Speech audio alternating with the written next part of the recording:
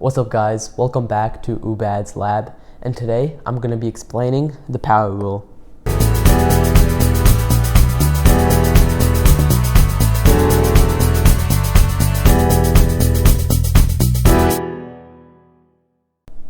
So in my last calculus video, I went over how to use the method of increments in order to differentiate.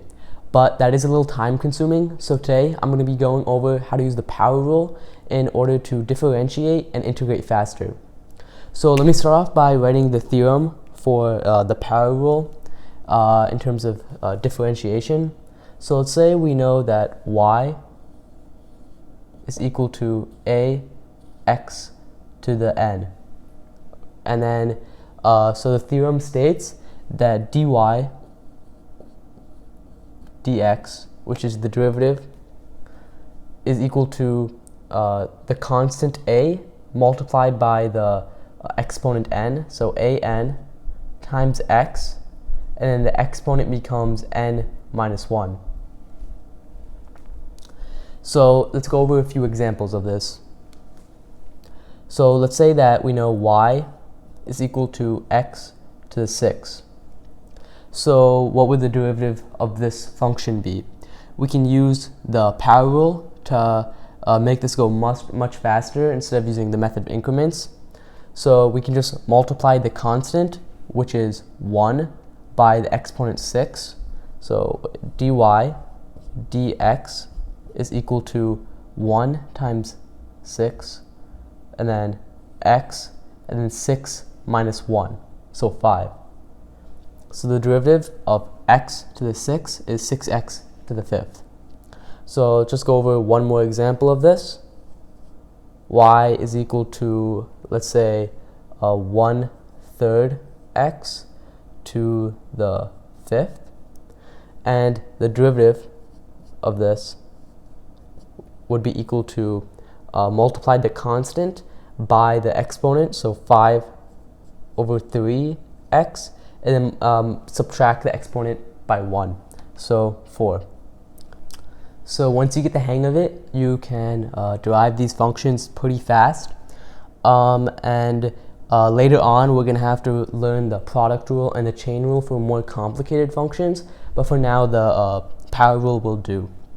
And now let's go over how to use the power rule in integration. So let me go over what the integral of a function is. So basically, the integral is finding the original function when you're given the derived function.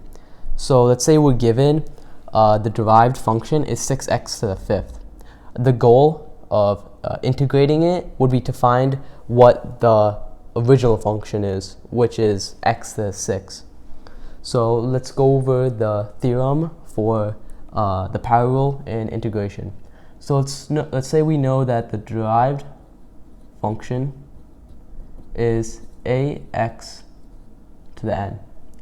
The original function would be equal to a multiplied by x n plus 1 divided by n plus 1. And then it's also going to be added by the constant c, which we don't know what that is, because let me explain that real quick. Let's say we have plus 5 in this original function. Then in the derived function, the 5 just wouldn't show up. This is still true. With y is equal to x to the 6 plus 5, the derived function is still 6x to the 5th because the exponent is 0. So you multiply that exponent by the constant 5 and it just becomes 0. So we're going to have to add plus c because we have no idea what the constant is. Because there could be a constant there and we just don't know what it is. So let's go over a few examples of this. Let's say we know that the derived function is equal to 7x to the 2. Then the original function, is equal to, we'll add 1 to the exponent, so that'll become 3, and then we divide the constant by that 3, so 7 divided by 3x, and then it's 3 because we added 1 to the exponent. And then also we're just going to have to add a plus c there because we have no idea if there's a constant and what it could be. And another way to write the integral of a function is through this squiggly line. So the integral of, let's say, 5x to the 3 dx. So this is the derived function, 5x to the 3.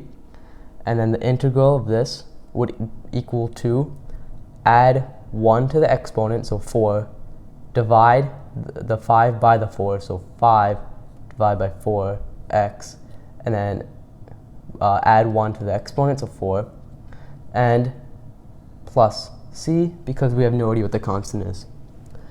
So that was a pretty quick overview of the power rule. It's pretty simple, and it just takes some practice to get used to. And the main thing would just get fast with it with some practice problems. Thanks for watching, guys. Join my Discord if you're interested in discussing some of the topics I cover in my videos. And stay tuned for my next video where I'm going to be making sodium acetate, also known as hot ice.